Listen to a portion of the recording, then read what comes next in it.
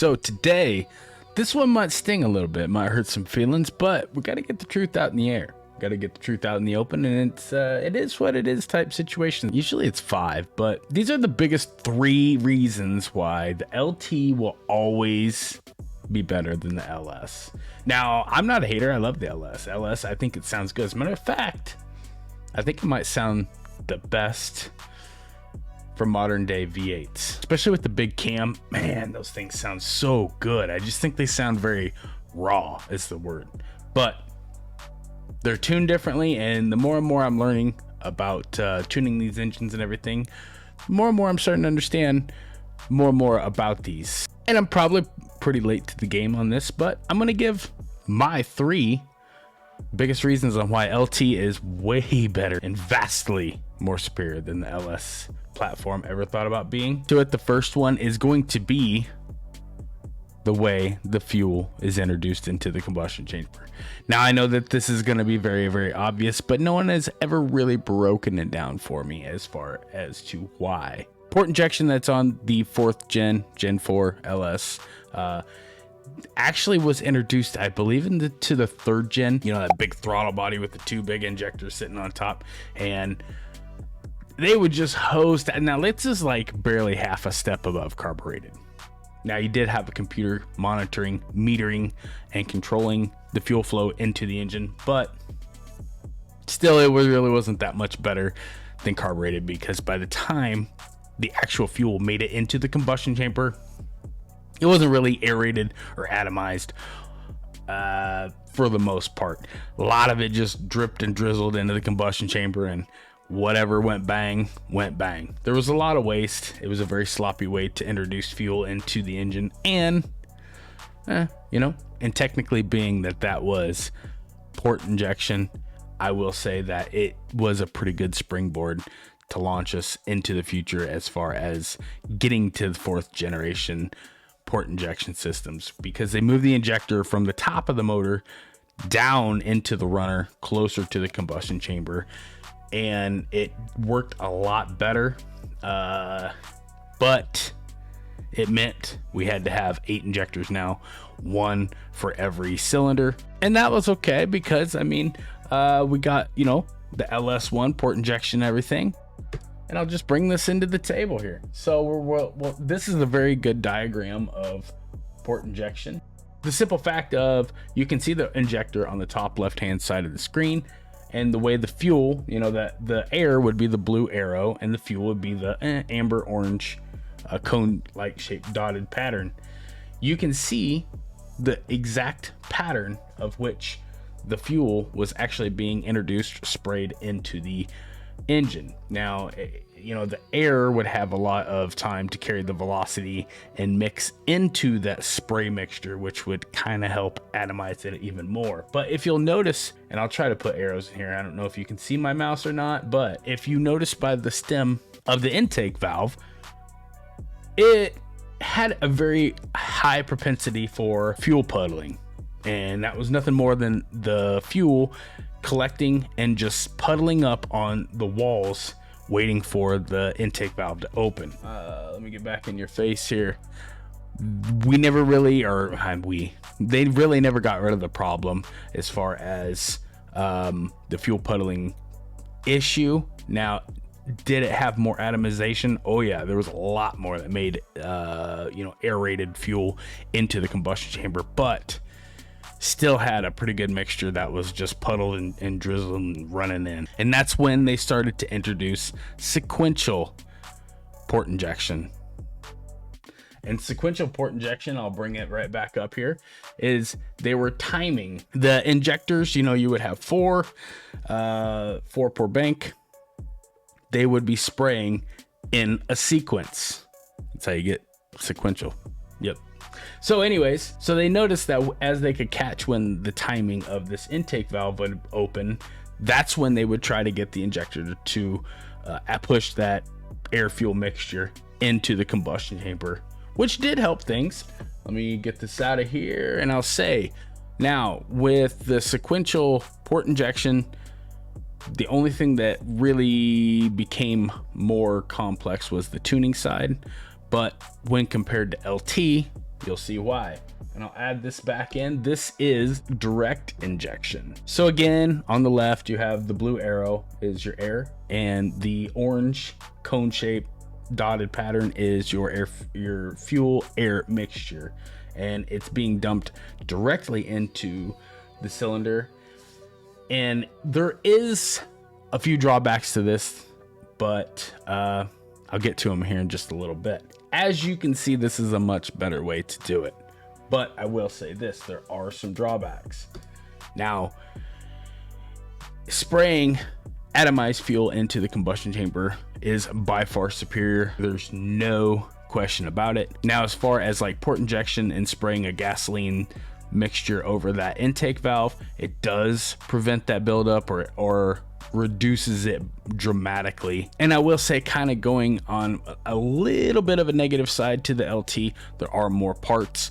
You have to feed the fuel from the tank up to the high side pressure pump, which is a pump sits directly on top of the engine. It does run off the camshaft, but there are more pieces and parts to this equation. That's the only downfall. So pretty much in order to get that fuel to spray into the combustion chamber, you have to overcome the pressure inside that combustion chamber itself. So a simple fuel pressure of 50 psi, 70, 80 psi, that's not going to cut it. So this thing has to be really ramped up to like thousands. I believe it's like 2800 psi to overcome the pressure inside the combustion chamber. Now, there are some advantages, a lot of advantages to having direct injection, and the more I'm learning, the better this is looking. So worst case scenario for LT, you can add port injection on top if you want to get that gasoline mixture washing over the intake valve. You can't do that on the LS, so there is no direct injection kit for the LS as far as I'm aware to date. So massive win for the LT. There's a lot of benefits as far as like keeping the cylinder cool depending on what type of fuel you're running, and that's really just the start as to like ways to make big power to feed the LT engine. Moving on, number two, and I'm gonna say this is a lot of shops where I've noticed over the years, I don't get it.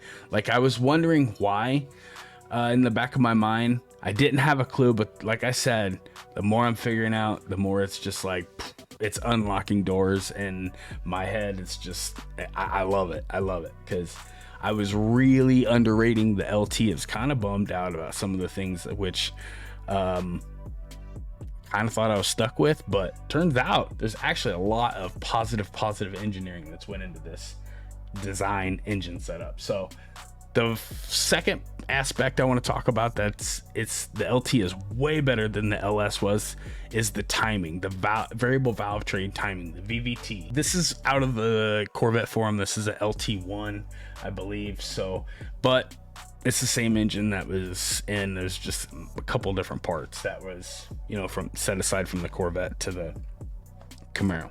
So let's add this in here, and I'm gonna say this is again. I'll put arrows, I'll put circles, I'll put all the diagrams I need to see. But this bottom sprocket here is your camshaft.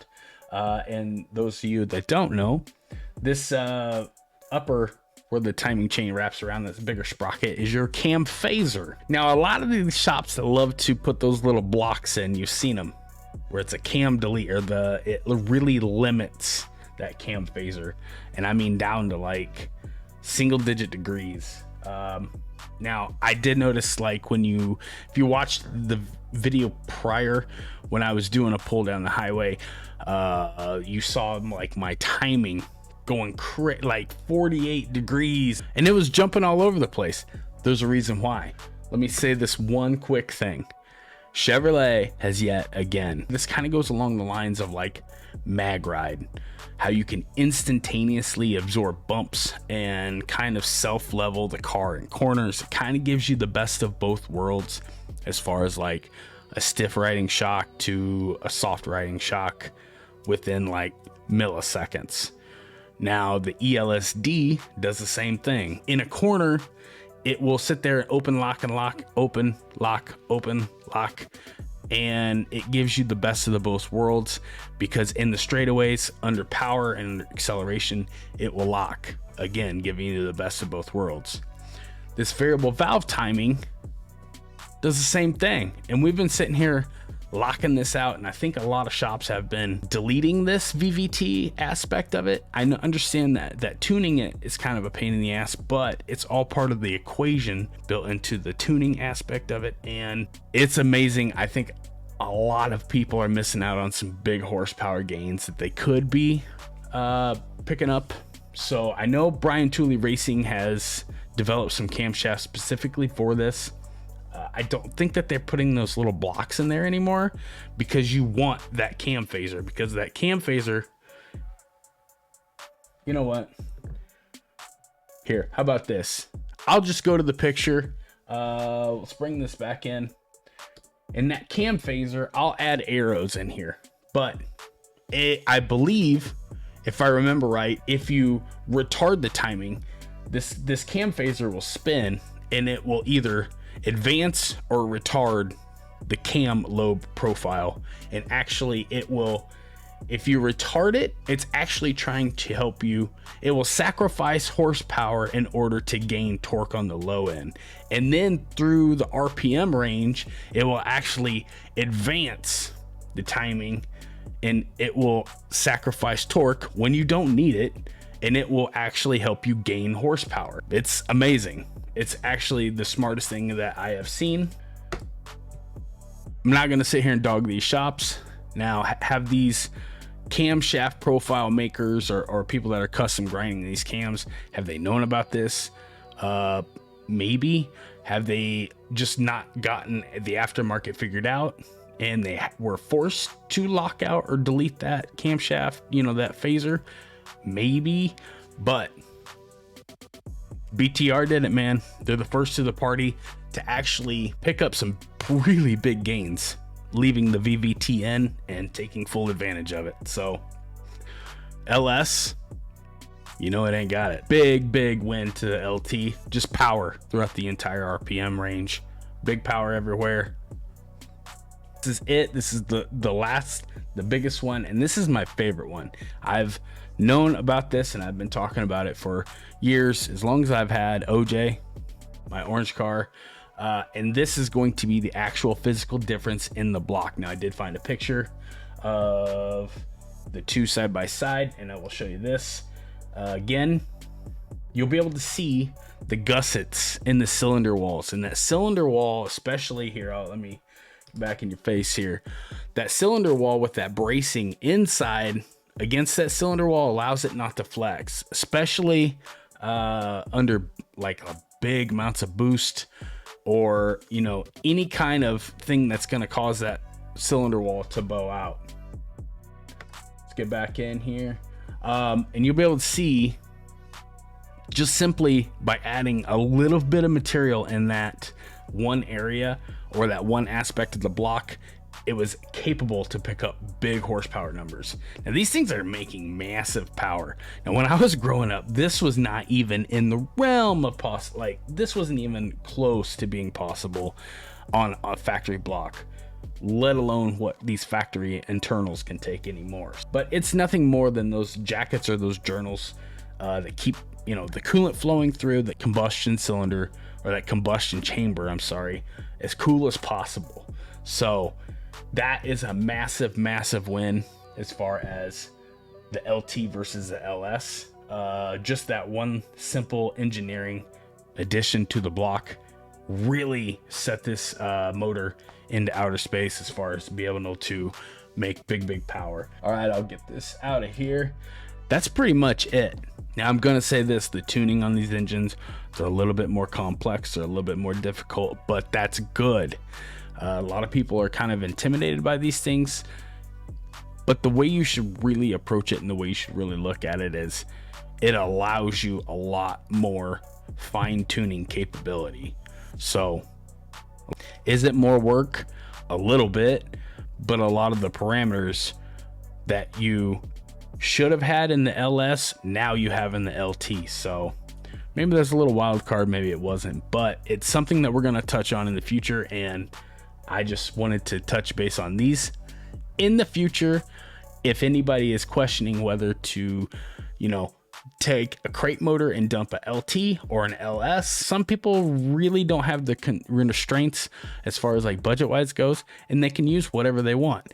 And if I had to push anybody in any certain way, I would definitely say put a LT in your project, because you're doing nothing but future proofing your project, and the durability just goes through the freaking roof. So other than that, that's where I'm going to leave it, guys. You know what to do. Like the video. On your way out, subscribe. Until the next one, I hope you guys are having an awesome day. Take care, and I'll see you later.